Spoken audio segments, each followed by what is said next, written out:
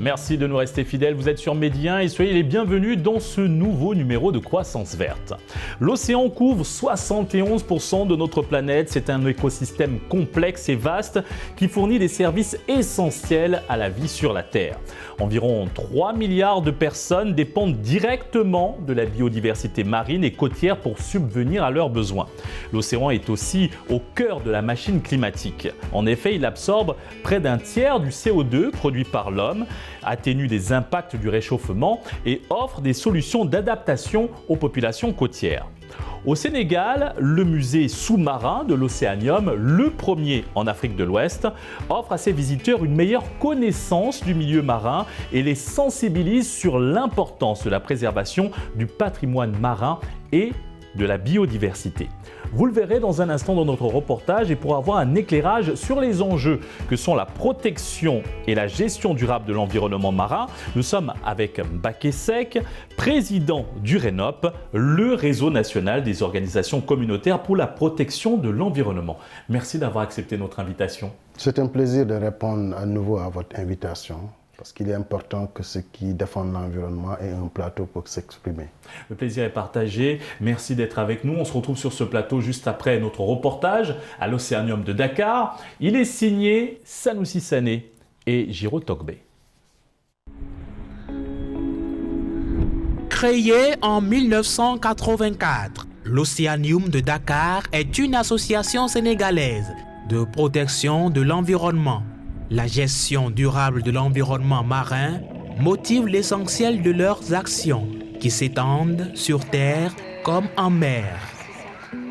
Quand vous regardez la mer, vous éprouvez un tel sentiment de puissance, de grandeur, que vous pouvez croire que la mer est indestructible. Hélas, aujourd'hui, avec la surpêche, avec la pollution, elle est blessée. Et elle peut en mourir parce que c'est un organisme vivant. Elle peut en mourir très exactement comme la forêt tropicale du Sahara avant qu'elle ne devienne le désert qui porte son nom. C'est pour ça que protéger l'océan, protéger la mer est aujourd'hui un devoir citoyen de tout être humain. Justement, pour qu'il ne meure pas, des actions concrètes sont faites pour protéger l'océan et son écosystème. Il s'agit de la mise en place d'un musée sous-marin, une première en Afrique de l'Ouest. Ce musée entre dans le cadre du développement du tourisme marin, mais aussi de la protection de l'océan. L'idée de ce musée aussi, c'est d'inviter les gens à venir rencontrer le monde de l'océan, le monde sous-marin. C'est de les inviter en fait à venir fréquenter ce monde où ils n'ont pas l'habitude. Et on s'est dit que pour les inviter plus facilement, c'était bien de le faire via un musée, via quelque chose un peu de touristique, de beau, pour faire cette première entrée en matière de sensibilisation. Donc nous, ça nous permet, donc, en les emmenant, de leur parler de l'océan, de comment le protéger, des espèces qui y vivent. Et à côté de cela aussi, donc non seulement à côté de l'attrait touristique, il y a un intérêt écologique, c'est que sur ces statues qu'on a coulées, il va y avoir une biodiversité qui va se développer. Le musée est concrétisé grâce au génie créateur de ces artistes contemporains. Doués en la matière, ils ont étudié les beaux-arts en France, passant par l'Allemagne, avant d'accoster en Afrique de l'Ouest, où ils ont implémenté beaucoup d'autres projets.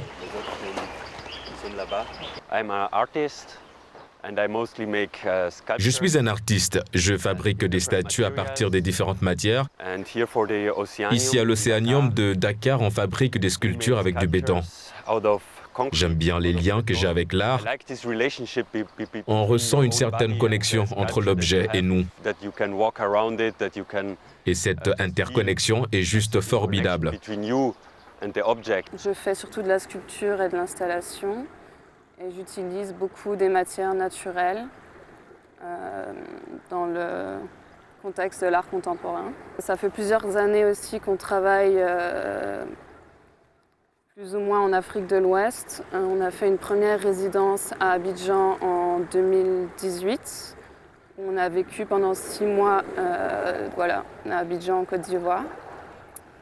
Et ensuite, on a rencontré d'autres artistes de l'Afrique de l'Ouest, des artistes sénégalaises, qui nous a emmenés en fait à venir ici pour ce projet aussi. Les œuvres sont inspirées de l'urbanisme. Avec les responsables d'Oceanium, 6 mois ont suffi pour penser les contours du projet.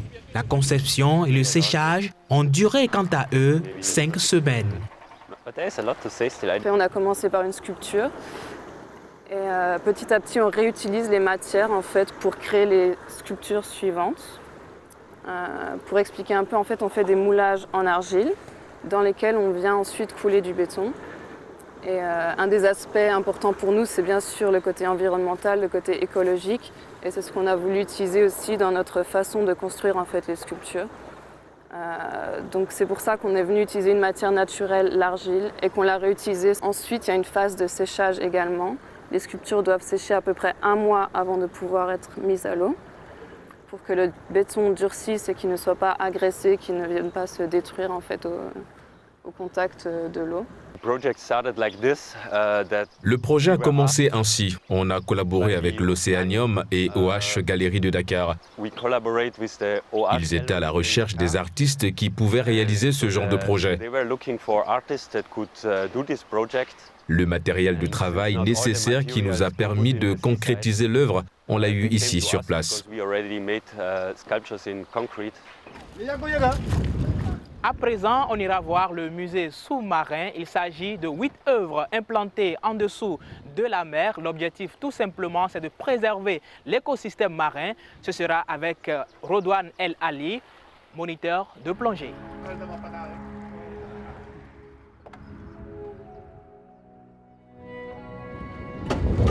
On va se positionner au-dessus du musée et pour que vous puissiez voir où il se trouve par rapport à la côte.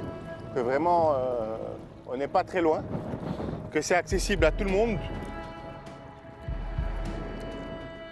Et voilà, grosso modo, on va se promener un peu.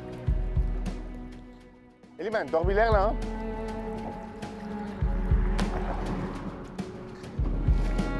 Alors là, on est au-dessus de la limite du musée sous-marin, le premier musée sous-marin d'Afrique, qui a été positionné. Donc là, on est en train d'installer les balises. Vous avez la balise de l'extrémité qui est là, première extrémité. La deuxième qui est là, troisième, c'est les petits bidons qui sont là pour l'instant. Et le musée est au milieu. Donc pour l'instant, on a 8 œuvres qui sont installées. Et elles n'ont pas fini d'être installées. On est en train de les installer, de les positionner. Alors avec l'aide de la météo, ceci, cela, on doit attendre des fois quelques jours. Mais voilà, en gros, là, vous avez le musée qui est là, en face de l'Oceanium, pour permettre le fait d'être près de la côte, on permet aux gens, n'importe où, n'importe quand, n'importe comment, de venir. C'est-à-dire que vous pouvez venir avec votre masque, vous-même, descendre et aller voir le musée. Il a une profondeur maximum de 4 mètres pour l'instant. Les algues, grâce à la photosynthèse, absorbent du dioxyde de carbone et produisent plus de 50% de l'oxygène de l'air que nous respirons. Ce musée sous-marin y joue un rôle. L'intérêt pour nous de mettre en place un musée sous-marin, c'est qu'en fait, on va amener les gens de la Terre vers la mer. C'est-à-dire qu'aujourd'hui, 70% de l'oxygène qu'on respire provient de la mer. 70%. Donc, amener les gens vers ce qui se passe dans la mer. Aujourd'hui, dans la mer, c'est une décharge, c'est de la poubelle, il y a beaucoup de déchets. Donc on est en train de nettoyer, mais on veut amener les gens vers la mer. Donc un musée, il n'y a rien de mieux pour amener les gens. Et en même temps, on va se servir de ce musée pour faire des tests. On va utiliser ce musée pour faire une zone pépinière où on va tenter des plantations d'algues qui produisent de l'oxygène. On va mettre une zone où on va mettre certains déchets qui seront scellés pour voir en combien d'années ils se dégradent, pour que les gens qui viennent voir le musée voient que le plastique, Rodouane El Ali l'a posé là il y a 40 ans, il est encore là. La canette, Rodouane El Ali l'a posée il y a 60 ans, elle est là. Les 8 œuvres implantées au fond de l'océan pèsent environ 100 kg. C'est là que réside toute la difficulté à les amener sous l'eau. On a la première difficulté qui a été transporter les œuvres de la terre à la mer avec le moins de dégâts possible. Même si on n'a pas de chance, on a certaines œuvres qui ont pris des coups. Mais bon, c'est la vie, c'est leur histoire. Ça, c'est la première étape. La deuxième étape des complications qu'on a, c'est sur les autorisations, sur les papiers, sur ceci, sur cela. Là aussi, pas mal de complications. C'est en cours. Tout ça est en cours encore. Parce qu'on ne peut pas attendre de tout avoir avant de faire ça. Là, on a mis en place, on a inauguré et on travaille avec les autorités. Les gars, venez, tac, tac, tac. C'est là. Et on essaye de... Aujourd'hui, il a de musée que le nom. On l'appelle le premier musée sous-marin. Il y a une structure qui va nous dire vous êtes un musée à partir d'aujourd'hui. Et là, on sera parmi certifiés musées sous-marins. Et déjà, les retombées positives de l'installation de ce musée se font sentir. C'est du moins l'avis de ce membre de l'équipe d'Oceanium. Pour le moment, on a pas mal de gens. On a, en tout cas, l'attrait touristique a vachement augmenté. On a de plus en plus de personnes qui viennent faire de la plongée. Donc pour justement voir ce musée, voir qu'est-ce qui se passe, ils sont curieux aussi parce que c'est nouveau. Je tiens d'ailleurs à le dire que c'est le premier musée sous-marin d'Afrique de l'Ouest. Donc ça a quand même aussi une portée panafricaine énorme. À côté de cela, on a aussi énormément de médias qui s'intéressent à ce projet et donc en lien s'intéressent à l'écosystème sous-marin. Donc du coup, nous, ça nous permet d'axer notre sensibilisation. On a bientôt la Biennale de Dakar qui va arriver aussi. Donc dans le cadre de la Biennale, on va essayer d'ouvrir les portes du musée et d'inviter les gens justement via des parcours à voir le musée. On va aussi inviter des artistes sénégalais à se joindre au programme, puisque pour le moment on a 8 œuvres, mais le but c'est d'en avoir beaucoup plus. Donc c'est de faire travailler les artistes locaux sur de nouvelles œuvres pour augmenter la taille du musée. Et donc avoir aussi des dauphins, des représentations d'animaux marins. Le travail d'Oceanium consiste à impliquer les scientifiques, les médias et les pouvoirs publics dans ces combats. Toutefois, la tâche incombe aussi à tout individu. Quand on respire l'air pollué, ce n'est pas agréable. La vie est belle, la vie est un don puissant et il nous faut en profiter pleinement. Il faut aimer la vie et quand on aime la vie, on aime ce qui l'entoure, la terre, les forêts, la mer. Et c'est cet appel que je lance aux générations actuelles et à la jeunesse de mon pays. Toute une équipe est impliquée dans la réalisation de ce projet sous-marin, le côté artistique, le choix des matériaux de construction bénéfiques pour l'environnement sont pris en charge par Eau Galerie. Eau Galerie est située au plateau, centre historique de la ville de Dakar, la capitale sénégalaise. C'est un lieu inédit pour l'art et pour la création contemporaine.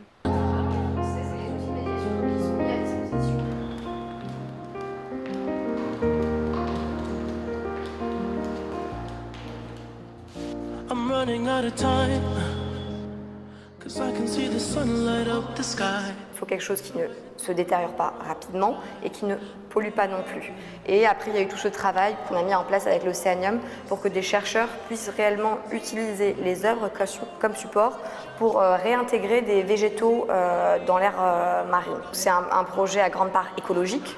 On s'est inspiré énormément des modèles de musées qui existent au Japon, dans les Caraïbes, où il y a eu un fort développement touristique et de l'écotourisme par la suite avec ces initiatives.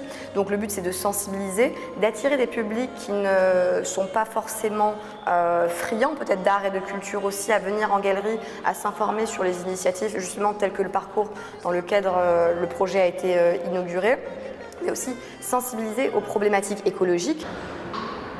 Les sculptures sont en béton. Elles ont été créées par technique de moulage et présentent un aspect rugueux. Donc ce sont des œuvres qui sont faites de béton, donc béton de construction, ciment, sable, un petit peu de béton et de ciment marin qui ont été mis, mais donc tout le moule est fait à l'argile, parce que donc c'est une technique en négative, c'est-à-dire que les artistes vont utiliser de l'argile qu'ils sont allés chercher dans des ateliers de poterie au Sénégal, et donc où ils vont réellement façonner par négatif la forme de l'œuvre qu'ils vont donner, et ça se passe en plusieurs temps. Donc toutes les empreintes qu'on a, c'est vraiment en fait la marque des mains des artistes, et après eux choisissent les formes et on coule le béton, 1 jour, 2 jours, et on remonte, on remonte. Dans ces murs, plusieurs œuvres sont conçues pour mettre en avant l'art contemporain. La galerie contribue à impulser un rythme audacieux à la création contemporaine au Sénégal. De retour sur le plateau de Croissance Verte et nous sommes avec Monsieur Mbaye Seck, le président du RENOP, le réseau national des organisations communautaires pour la protection de l'environnement. D'abord, Monsieur Seck, un mot sur cette initiative qui a été présentée dans ce reportage. Qu'en pensez-vous? Je voudrais m'en féliciter et surtout souhaiter une bonne santé, une longue vie à M. Ali Haïdar, qui est un exemple pour tous les écologistes du Sénégal et africains, par la qualité de son œuvre et l'endurance dont il fait montre pour faire ce travail de qualité pour notre faune et notre flore.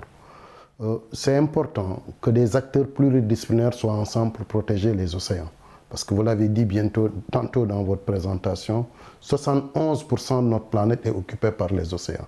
Ça nous permet de travailler, ça nous permet de vivre, ça nous permet de manger, ça nous permet même de nous divertir correctement. Donc, un système aussi important dans la vie des hommes mérite une attention particulière, une attention d'acteurs pluridisciplinaires. C'est pourquoi la valorisation de notre patrimoine culturel à travers ce musée sous-marin est important. C'est important qu'on ait des journalistes qui parlent de ça pour permettre au grand public d'être sensibilisés sur les questions de l'océan. Parce que l'océan aujourd'hui est agressé par plusieurs facteurs. Justement, parlons de ces agressions. L'océan est soumis donc à de fortes pressions qui s'accroissent. Pollution, destruction des habitats et perte de biodiversité, épuisement des stocks de poissons dû à la surpêche, changement climatique. Comment endiguer ce phénomène avant qu'il ne soit trop tard?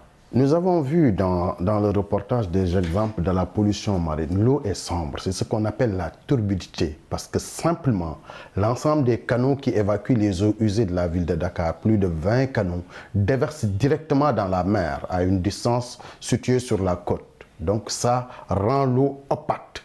Nous n'avons plus ces eaux calmes et claires qui entouraient la presqu'île du Cap-Vert. C'est un premier problème avec la pollution. Dakar est devenu surpeuplé. Toutes les eaux usées vont en mer. Et nous avons aujourd'hui, avec les changements climatiques, l'érosion côtière, l'avancée de la mer par endroits. Vous allez, le Sénégal avec ses 700 km de côtes, les côtes sableuses, les côtes rocheuses au niveau de la presqu'île du Cap-Vert et les côtes vaseuses dans le delta du Saloum et en Casamance sont agressées par l'avancée de la mer. C'est important que l'État et les communautés qui y vivent, les communautés des pêcheurs et même les habitants, parce que nous avons plus de 60% de toute la population sénégalaise qui vivent sur le littoral. Le littoral étant compris entre une zone où s'écrasent les vagues entre 10 km et 50 km. Donc toute la population sénégalaise, 60%, et l'ensemble des activités économiques se tiennent sur le littoral. Nous avons intérêt ensemble à protéger la mer. En parlant de protection de la mer aujourd'hui, quelles mesures mettre en place pour la protéger et maintenir la qualité des écosystèmes marins, mais aussi restaurer ceux qui se dégradent? Nous avons déjà au niveau macro, au niveau de l'État et même au niveau sous-régional, les initiatives sur les aires marines protégées. Nous avons un regroupement qu'on appelle la RAMPAO qui regroupe l'ensemble des pays de l'Afrique de l'Ouest, mais au niveau du Sénégal, au niveau du ministère du Développement durable, de l'Environnement et du Développement durable, nous avons la direction des aires marines protégées. Nous en avions juste 5, mais aujourd'hui nous en avons encore 8. Nous avons jusqu'au niveau de Dakar ce qu'on appelle l'aire marine protégée de Gorée, qui sur 55 000 hectares, plus grand que la région de Dakar, nous faisons la protection de l'environnement, la promotion de la pêche durable et la protection des espèces. Parce que la surpêche, avec la population de pêcheurs que nous avons, de pêcheurs traditionnels et de pêcheurs industriels, ça fait une pression énorme sur nos ressources. Et nous avons besoin que les scientifiques de l'université, que les chercheurs nous disent quels sont les impacts des changements climatiques et du réchauffement des eaux sur la qualité de nos ressources. C'est pourquoi l'initiative aujourd'hui de l'Océanium, les aires marines protégées, parce qu'avec l'aire de Gorée et l'aire de Bambouk, dans la petite côte, nous avons 2 autres aires marines protégées, avec l'érection de ces parcs nationaux autour des îles du Madeleine, c'est extrêmement important qu'on ait l'ensemble des acteurs. Quand on parle de l'ensemble des acteurs, il s'agit d'abord de l'État du Sénégal, des scientifiques de l'université, des communautés de pêcheurs, toutes ces CLP-là, ces comités locaux pour la gestion des pêches artisanales, mais des écologistes comme nous, que les gens se mettent ensemble avec les industriels pour parler de la même voix. Parlons de la question du réchauffement climatique. Quels sont les effets directs du réchauffement climatique sur les océans ? Sur les océans, nous pouvons ramener ça au niveau de la presqu'île du Cap-Vert pour une meilleure compréhension du public qui nous suit. Sur Dakar, Dakar est vulnérable aux inondations. Des zones qui n'étaient pas inondables le sont aujourd'hui pendant de longues durées. La mer avance sur plusieurs secteurs. Nous avons perdu des cimetières à Bargny. À Thiaroye, c'est des maisons qui sont cassées. À Bargny, c'est un quartier entier qu'on a déplacé. Vous allez sur le littoral vers le phare de Ngor, avec les agressions de l'homme, le littoral est en train de changer, le trait de côte se modifie. Vous allez derrière l'hôpital de Dantec, c'est des déchets de toute nature qu'on déverse sur la plage. Nous autres populations, nous n'avons plus accès à la plage, c'est un problème. Les pêcheurs vont de plus en plus loin pour chercher des ressources. On s'inquiète sur notre alimentation. Et très souvent, avec la spéculation foncière, nous n'avons plus accès à ces plages. Donc plusieurs facteurs naturels qui viennent aussi des hommes, telluriques qui viennent des hommes, des pratiques des hommes, de notre industrialisation, du croît démographique, de l'élargissement de la ville, pèsent sur les océans à Dakar. Vous allez à Rufisque, nous avons une digue pour empêcher les vagues de venir envahir la ville. Mais qu'est-ce qu'une digue peut faire si nous avons vu l'exemple du Japon, où les digues les plus modernes n'ont pas résisté à l'assaut des vagues?